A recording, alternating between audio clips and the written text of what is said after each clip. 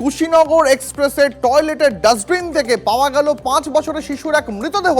কে কিভাবে ওই শিশুকে শ্বাসরোধ করে সেখানে খুন করে রেখে গেল, এই প্রশ্নই এখন ভাবাচ্ছে পুলিশকে।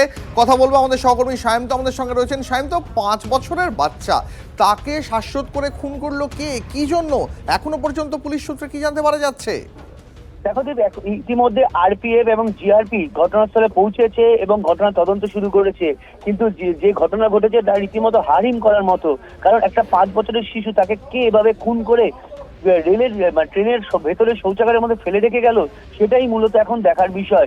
ইতিমধ্যে তার এক অভিযুক্ত আত্মীয়কে আটক করা হয়েছে বলে ইতিমধ্যে জিআরপি সূত্রে জানা যাচ্ছে। তবে এই ঘটনার সঙ্গে কোনো একজন নয়, বেশ কয়েকজন যুক্ত থাকতে পারে বলে আরপিএফ এর তরফে জানানো হয়েছে। তবে এক্ষেত্রে তদন্ত নেমেছে।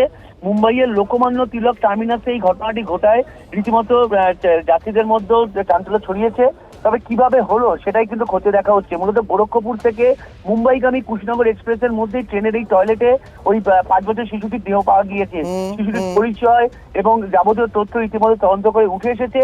তবে পুলিশ তার সঙ্গে কে ছিল এবং সেটাই কিন্তু এখন মূলত সিসিটিভি দেখে, যে শিশুটির যে স্টেশন থেকে উঠেছিল সেখানকার সিসিটিভি দেখে খতিয়ে দেখার চেষ্টা করছে।